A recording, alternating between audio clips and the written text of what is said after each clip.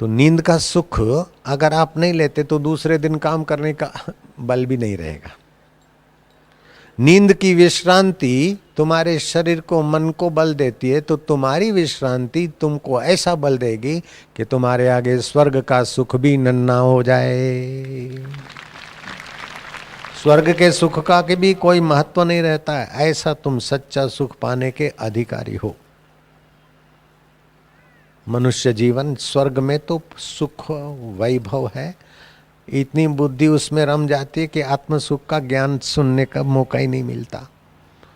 और नरक में इतना पीड़ा है कि आत्मा परमात्मा को पाने का सवाल ही नहीं होता।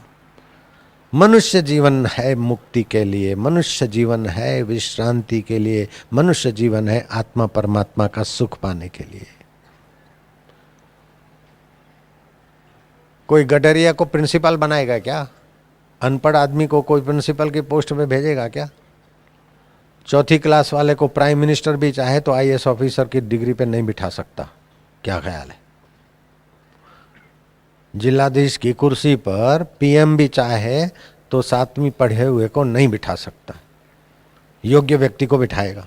ठीक है, ऐसे ही 84 लाख योनियों से भटकते भटकते जब ईश्वर को दया आई, कुछ योग्यता देखी, तभी मनुष्य जीवन दिया, मुक्ति की कुर्सी पे बिठाया। मुक्ति के लिए मनुष्य जीवन ही है। 84 लाख योनियां तो सुख भोगो और दुख भोगो, कर्म फल भोगो।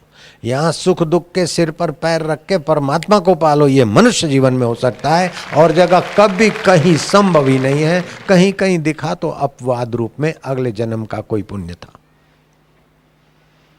तो ईश्वर ऐसी गलती करेंगे क्या? जैसे गडरिया को या 7वीं वाले को आप आईएएस की जगह पर नहीं बिठाएंगे, ऐसे ही अयोग्य व्यक्ति को मनुष्य जन्म भगवान काय को देंगे? तो आप मुक्ति के अधिकारी बनाकर भगवान ने भेजा है, फिर अपने अधिकार का फायदा क्यों छोड़ना?